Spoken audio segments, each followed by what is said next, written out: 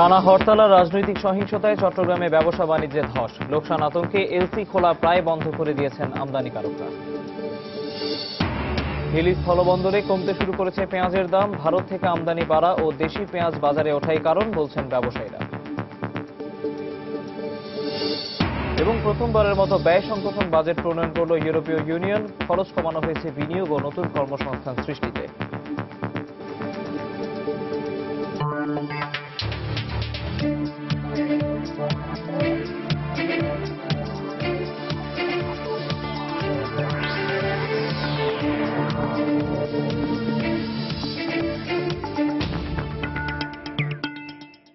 দেখছিলেন শিরোনাম। আমন্ত্রণ জানাচ্ছি দেশ ও দেশের বাইরের অর্থ বাণিজ্যের নানা খবর নিয়ে আমাদের নিয়মিত আয়োজন এ সময়ের বাণিজ্যে।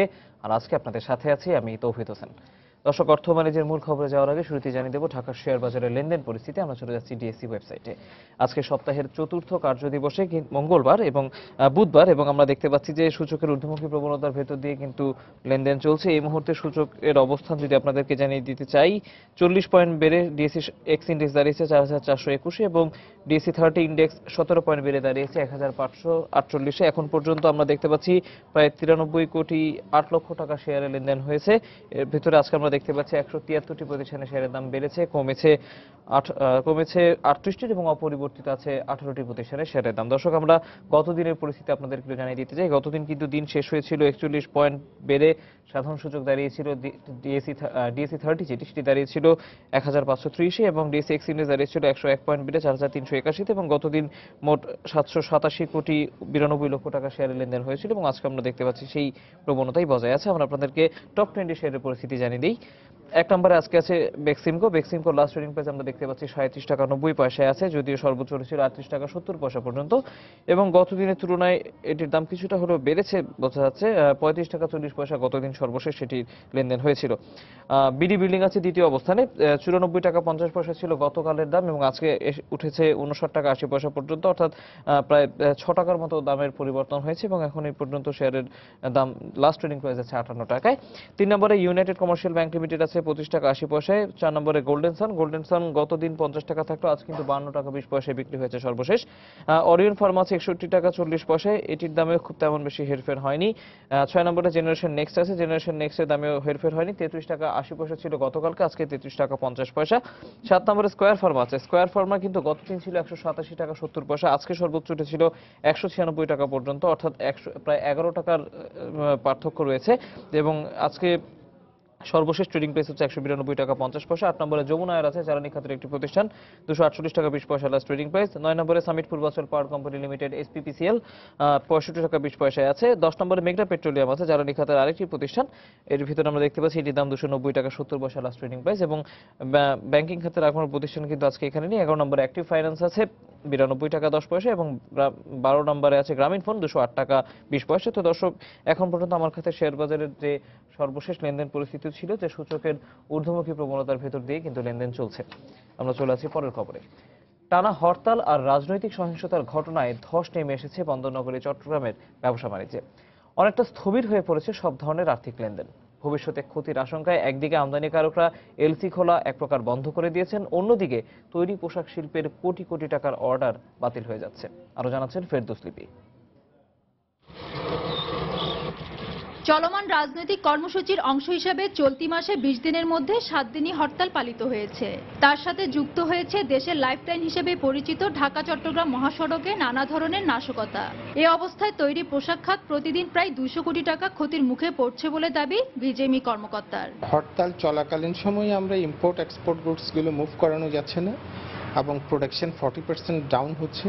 তাছাড়া আমরা যে ইম্পোর্ট এক্সপোর্টগুলো মুভমেন্টে থাকতে পারে না, যে কারণে কত শত কোটি টাকা যে আমাদের এয়ার ফ্রেট করতে হবে সেই ক্যালকুলেশন হয়তো আমরা আরো পরে পাবো। এই ব্যবসায়ী নেতার দাবি, রাজনৈতিক অস্থিরতার কারণে ব্যবসা বাণিজ্যে বিপর্যয় নেমে এসেছে। এতে শুধু ব্যবসায়ী নয়, ক্ষতির মুখে পড়তে হচ্ছে সাধারণ ভোক্তাদেরও। আমদানিকারকরা মাল বন্দর থেকে ছাড় করতে পারতেছে না, এবং তারা বিভিন্ন ডিস্ট্রিবিউশন সেন্টারে পাঠাতে পারছে না। এতে পণ্যের দাম বেড়ে যাচ্ছে, এবং পণ্যের দাম বেড়ে যাচ্ছে মানে এটা কিন্তু আলটিমেটলি জনসাধারণ গুনবে।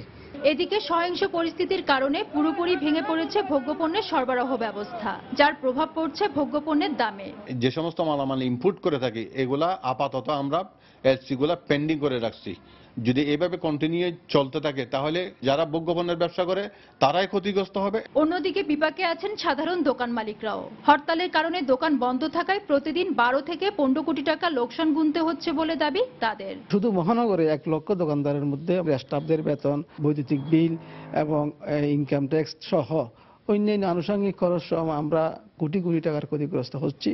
চট্টগ্রামে ছোট বড় গার্মেন্টস রয়েছে প্রায় 700, আর জেলা ও মহানগর মিলে দোকান রয়েছে প্রায় 3 লাখ। অন্যদিকে চট্টগ্রাম বন্দর থেকে প্রতিদিন গড়ে ডেলিভারি হয় 2500 কন্টেইনার।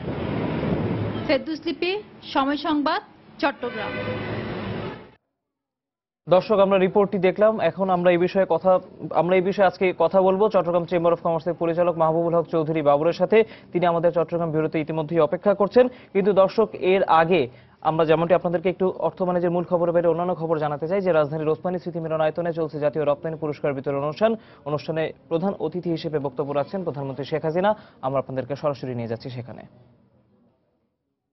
আমাদের রপ্তানি কমে যাবে, ব্যবসা বাণিজ্য কমে যাবে, অর্থনীতি আমরা ধরে রাখতে পারবো না, কিন্তু আল্লাহর রহমতে সেটা হয়নি। আমাদের রপ্তানি যেমন বৃদ্ধি পেয়েছে, সেই সাথে সাথে আমরা আমাদের রপ্তানির ক্ষেত্রে আরো নতুন নতুন পণ্য সংযোজন করা, সেদিকে আমরা বিশেষভাবে দৃষ্টি দিয়েছি এবং নতুন নতুন বাজার খুঁজে বেড়ানো এবং সেই সমস্ত জায়গায় আমরা এই সমস্ত পণ্য যাতে রপ্তানি করতে পারি সে ব্যাপারে আমরা যথেষ্ট উদ্যোগ গ্রহণ করেছি।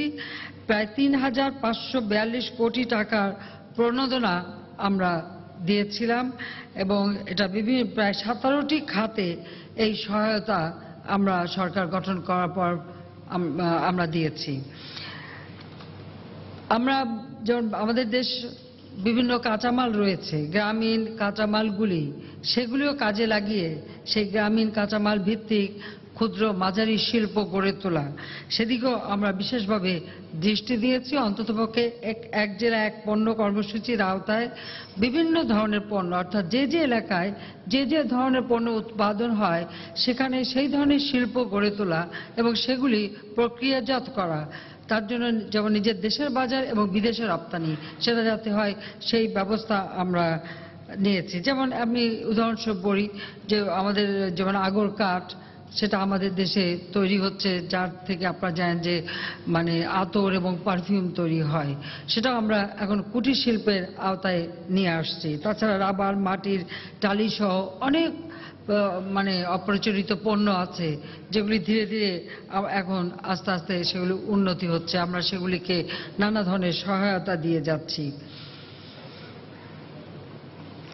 একটি বিষয় আমাদের সবসময় লক্ষ্য রাখতে হয়, কারণ বিশ্বব্যাপী এখন যে পরিস্থিতি, যেমন অর্থনৈতিক মন্দা সহ নানা ধরনের সমস্যাও যেমন রয়েছে, আর সেই সাথে সাথে পৃথিবীতে তো এখন ছোট হয়ে গেছে এই বিশ্বায়নের যুগে এবং যেখানে মুক্তবাজার অর্থনীতি, সেই ক্ষেত্রে প্রতিনিয়ত প্রতিযোগিতাও কিন্তু ব্যাপকভাবে বৃদ্ধি পেয়েছে।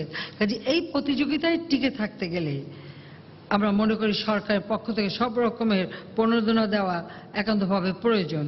আর সেটা মনে রেখেই এই প্রতিযোগিতামূলক বিশ্বে আমরাও যাতে টিকে থাকতে পারি সেদিকে লক্ষ্য রেখেই আমাদের সরকার বিভিন্ন সহায়তামূলক পদক্ষেপ নিয়ে যাচ্ছে এবং অর্থনৈতিক কর্মকাণ্ডকে আরো গতিশীল ও বহুমুখী করার প্রচেষ্টা আমরা হাতে নিয়েছি। দর্শক, রাজধানীর ওসমানী স্মৃতি মিলনায়তনে চলছে জাতীয় রপ্তানি পুরস্কার বিতরণ অনুষ্ঠান এবং সেই অনুষ্ঠানে প্রধান অতিথির বক্তব্য রাখছিলেন প্রধানমন্ত্রী শেখ হাসিনা এবং তিনি দেশের রপ্তানি পরিস্থিতি এবং অর্থনীতির অবস্থান এবং বাংলাদেশের প্রতিযোগিতামূলক বাজারে যে অবস্থান সেটি নিয়ে নিজের বক্তব্য রাখছিলেন। এর আগে কিন্তু আমরা একটি রিপোর্টে দেখিয়েছিলাম যে রাজনৈতিক অস্থিরতার কারণে এবং হরতালের ফলে চট্টগ্রামের ব্যবসা বাণিজ্যে ধস নেমেছে।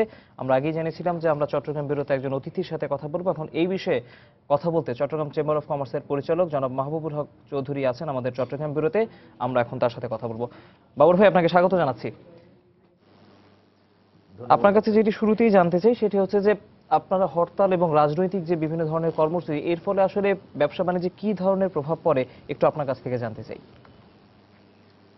আসলে আর এক্ষেত্রে নতুন করে কিছু বলার নেই, কারণ একটু আগে যে সচিত্র প্রতিবেদনটা দেখিয়েছে সেখানে কিন্তু চট্টগ্রামের ব্যবসা বাণিজ্যের দুরবস্থা এই হরতাল এবং অবরোধ সহ রাজনৈতিক সহিংসতার কারণে যা হচ্ছে সেটার কিন্তু সঠিক চিত্রটাই ফুটে উঠেছে। তবু আমি এর সাথে একটু যুক্ত করতে চাই, এই ধরনের রাজনৈতিক সহিংসতা তারপর হরতালের কারণে ব্যবসা বাণিজ্যের যে শুধু মানে দৃশ্যমান ক্ষতি হচ্ছে তা না, এর পাশাপাশি কিন্তু উদ্যোক্তা, তারপরে শিল্পপতি, ব্যবসায়ী, ক্ষুদ্র ব্যবসায়ী থেকে শুরু করে সর্বোচ্চ যারা শিল্প উদ্যোক্তা, তাদের সবার কিন্তু যে মানসিক ক্ষতিটা হচ্ছে, মানসিকভাবে যে তারা অসুস্থ হয়ে পড়তেছে, এটা কিন্তু আপনি অর্থের বিচারে, রাজস্বের বিচারে কিন্তু বিবেচনা করলে হবে না।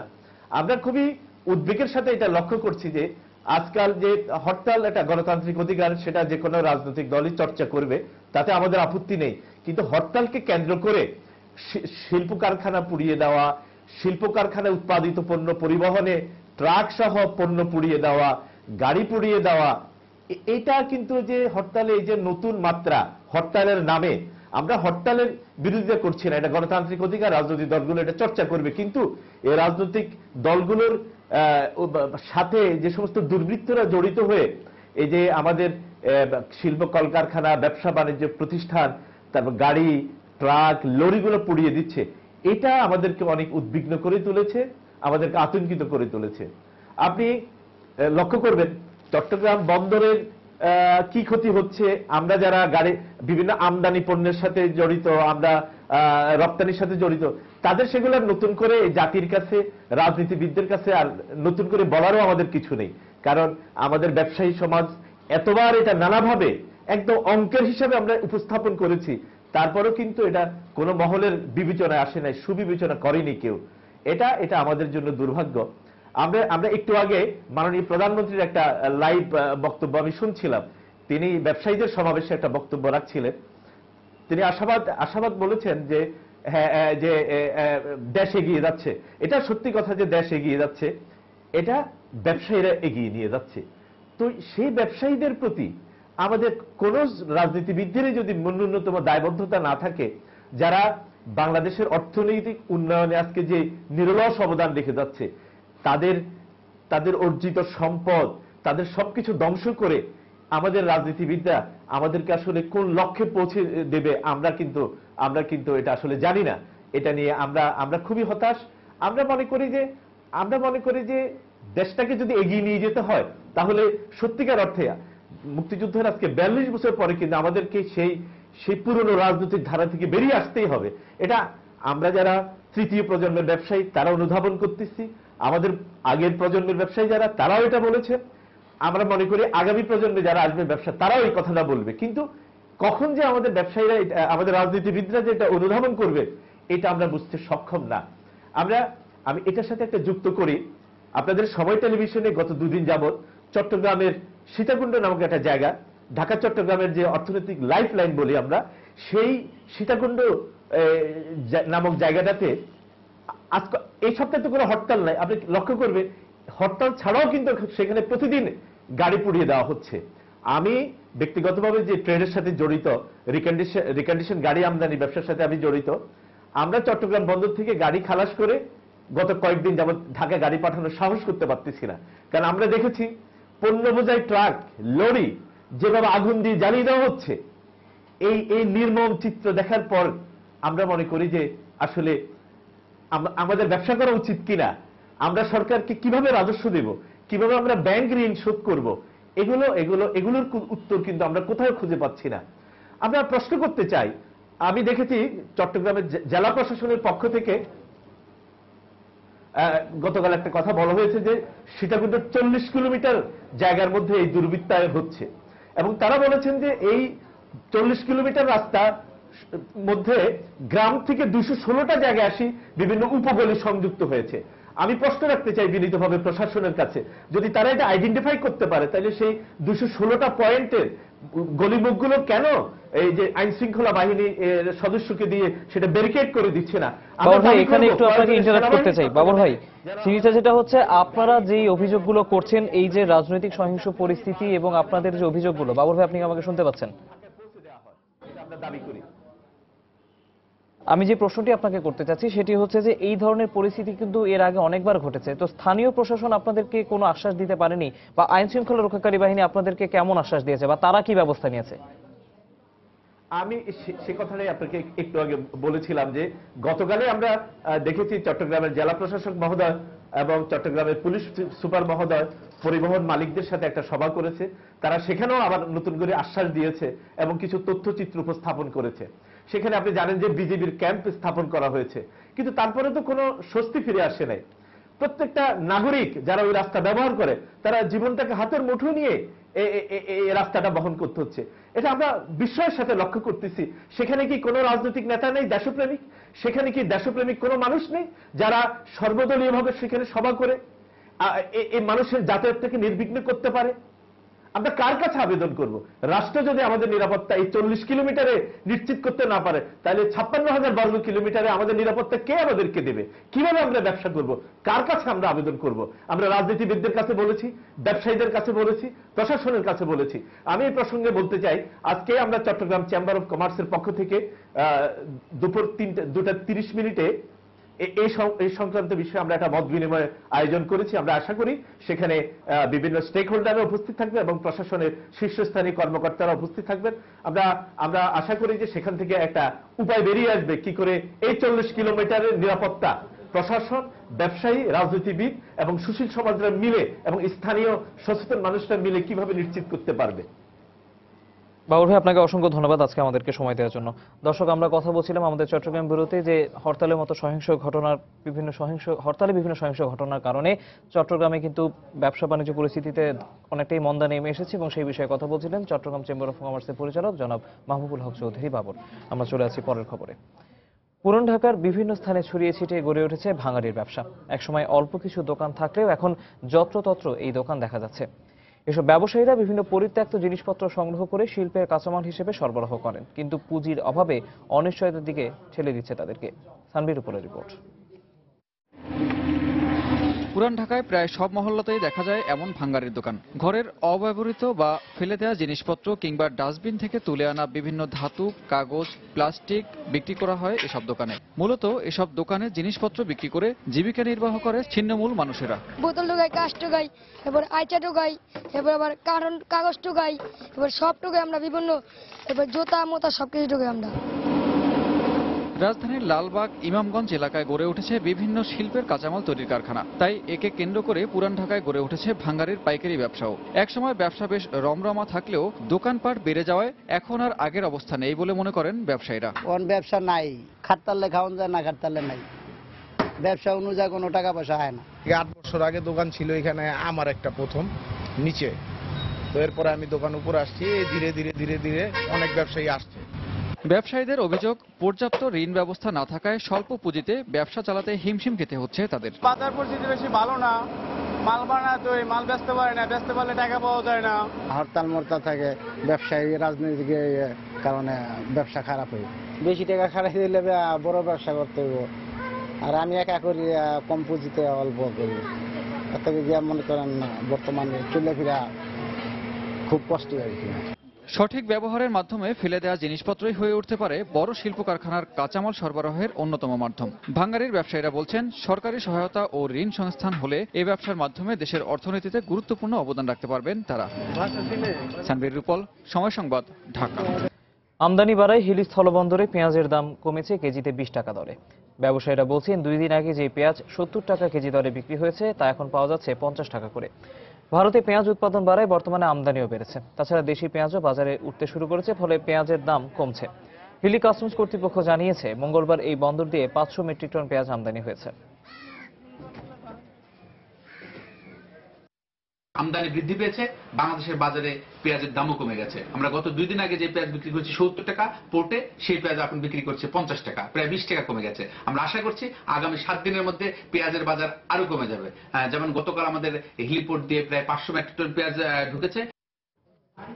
বাংলাদেশ ব্যাংক ট্রেনিং একাডেমির গবেষণা কার্যক্রম নিয়ে প্রথমবারের মতো প্রকাশিত হলো গবেষণাধর্মী সাময়িকী thoughts on banking and finance.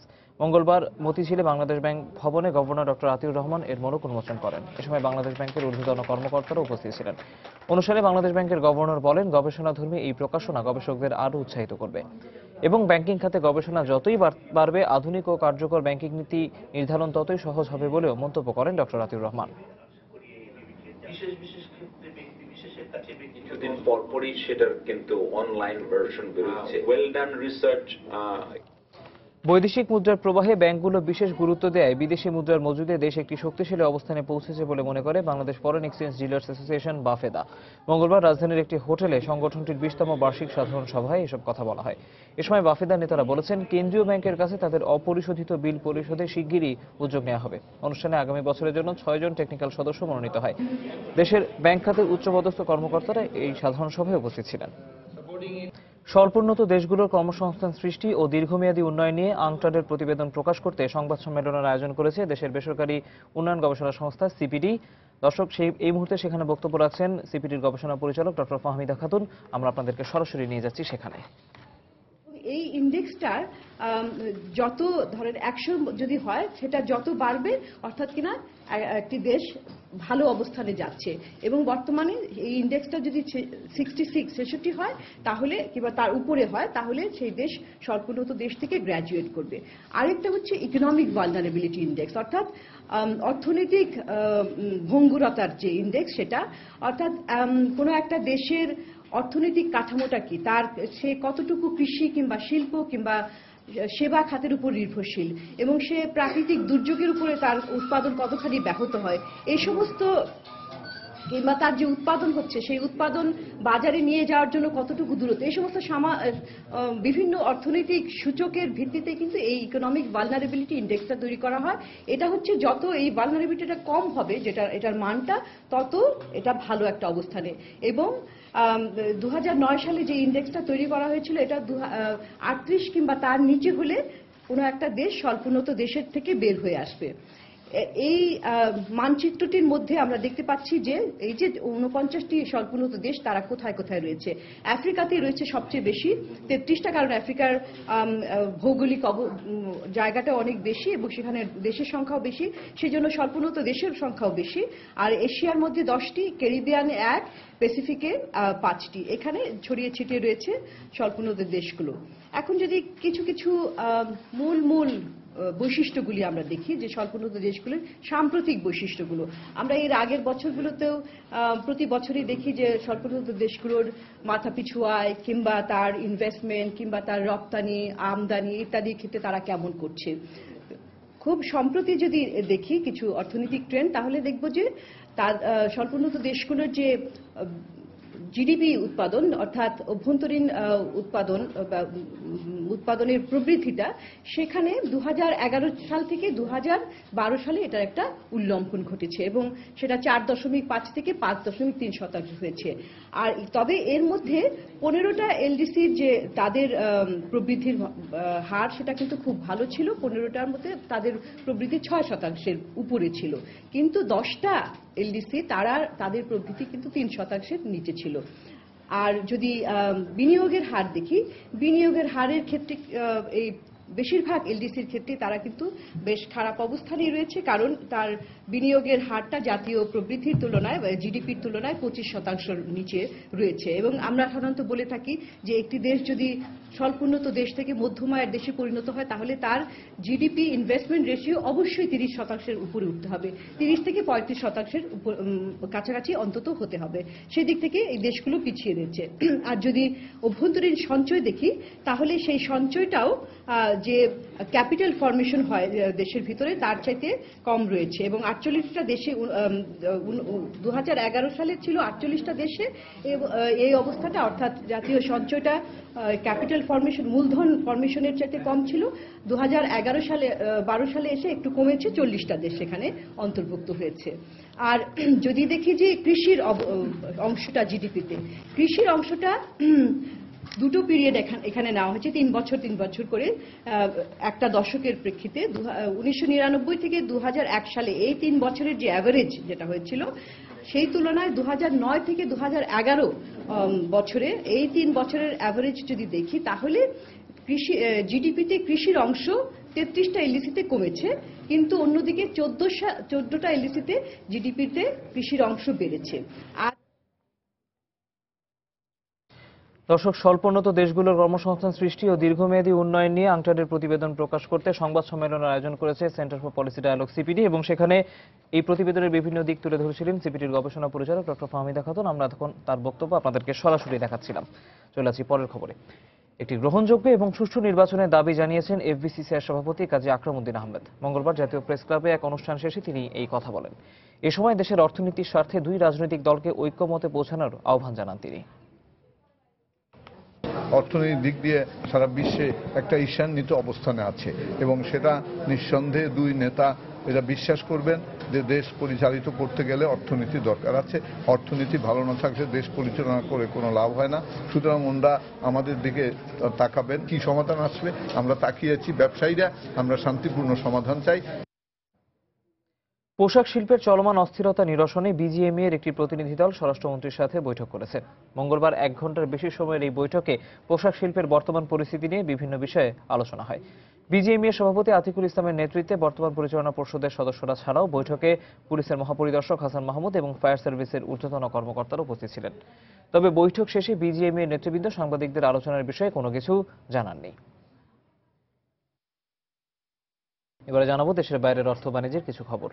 ইউরোপীয় ইউনিয়নের ইতিহাসে প্রথমবারের মতো ব্যয় সংকোচন বাজেট প্রণয়ন করল সংগঠনটি। মঙ্গলবার ইউর পার্লামেন্টে আগামী 7 বছরের জন্য এই বাজেটের অনুমোদন দেওয়া হয়। প্রাথমিকভাবে 97,500 ইউরো নির্ধারণ করা হলেও খরচ কমিয়ে বাজেটের আকার নির্ধারণ করা হয় 96,000 কোটি ইউরো। বিনিয়োগ ও কর্মসংস্থান সৃষ্টি খাতে খরচ কমানোর মাধ্যমে এই বাজেটকে সংকুচিত করা হয়েছে। ইউরোপীয় ইউনিয়নের প্রেসিডেন্ট হারম্যান ভন রম্পি এই সংকুচিত বাজেটকে বাস্তবসম্মত বলে উল্লেখ করেছেন। ভারতের বাণিজ্যিক শহর মুম্বাইতে 1000 কোটি রুপি মূলধন নিয়ে যাত্রা শুরু করল নারীদের জন্য দেশটির প্রথম ব্যাংক ভারতী মহিলা ব্যাংক। প্রধানমন্ত্রী মনমোহন সিং ও কংগ্রেস সভাপতি সোনিয়া গান্ধী মঙ্গলবার এর উদ্বোধন করেন। নারীদের ক্ষমতায়নের লক্ষ্যে চলতি অর্থ বছরের বাজেটে অর্থমন্ত্রী পি চিদম্বরম এই ব্যাংক প্রতিষ্ঠার ঘোষণা দিয়েছিলেন। 7টি শাখা নিয়ে ব্যাংকটি পথ চলা শুরু করলেও চলতি অর্থ বছরের শেষে দেশের বিভিন্ন স্থানে 25টি শাখা স্থাপন করা হবে। সাবেক প্রধানমন্ত্রী ইন্দিরা গান্ধীর জন্মদিনে উদ্বোধন হওয়া এই ব্যাংকটির মাধ্যমে অর্থনীতিতে নারীর অংশগ্রহণ আরও বাড়বে বলে আশা প্রকাশ করেন মনমোহন সিং। 8 জন নারী সদস্যের পরিচালনায় দেশের প্রত্যন্ত অঞ্চলে দরিদ্র নারীদের এই ব্যাংকের আওতায় নিয়ে আসা হবে বলেও জানান সোনিয়া গান্ধী।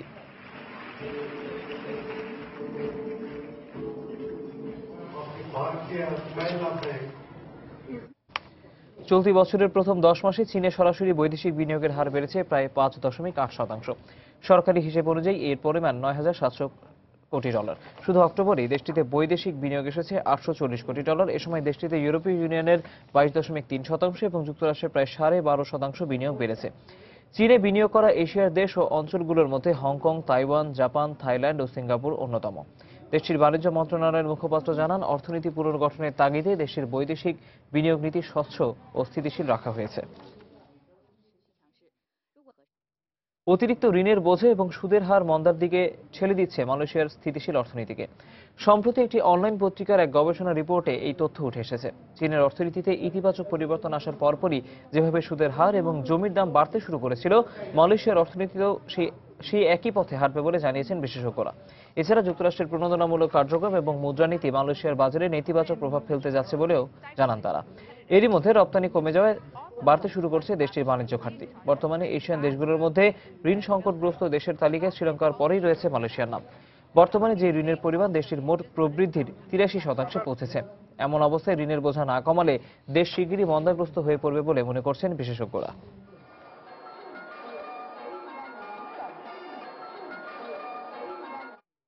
বিশ্বের বিভিন্ন দেশের জুতা তৈরির নতুন ধারা, ডিজাইন ও আধুনিক যন্ত্রপাতির সাথে পরিচয় করে দিতে ভারতের আগ্রায় হয়ে গেল আন্তর্জাতিক জুতা প্রদর্শনী। 4 দিনের এই প্রদর্শনীতে অংশ নেয় বিশ্বের বিভিন্ন জুতা প্রস্তুতকারক, চামড়া ও যন্ত্রপাতি সরবরাহকারী প্রতিষ্ঠান। আর ভারতে নিজেদের পণ্যের বাজার বাড়াতে এতে অংশ নেয় ইউরোপের প্রতিষ্ঠানগুলো। এদিকে প্রদর্শনীর আয়োজকরা জানান, ভর্তুকি ও স্বল্প মূল্যে আধুনিক যন্ত্রপাতি আমদানি করতে পারলে ভারতে পাদুকা তৈরির খরচ কমবে। এতে উৎপাদন খরচ কমার পাশাপাশি দেশের পাদুকা প্রস্তুতকারক প্রতিষ্ঠানগুলো আন্তর্জাতিক বাজারে স্থান করে নিতে পারবে। এজন্য যন্ত্রপাতি ও সংশ্লিষ্ট উপকরণ আমদানিতে ভর্তুকি বাড়াতে সরকারকে অনুরোধ জানান ব্যবসায়ীরা।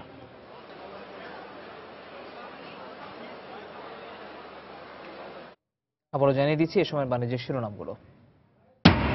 টানা হরতাল আর রাজনৈতিক সহিংসতায় চট্টগ্রামে ব্যবসা বাণিজ্যে ধস, লোকসান আতঙ্কে এলসি খোলা প্রায় বন্ধ করে দিয়েছেন আমদানিকারকরা। হিলি স্থলবন্দরে কমতে শুরু করেছে পেঁয়াজের দাম, ভারত থেকে আমদানি বাড়া ও দেশি পেঁয়াজ বাজারে আসাই কারণ বলছেন ব্যবসায়ীরা। এবং প্রথমবারের মতো ব্যয় সংকোচন বাজেট প্রণয়ন করল ইউরোপীয় ইউনিয়ন, খরচ কমানো হয়েছে বিনিয়োগ ও নতুন কর্মসংস্থান সৃষ্টিতে।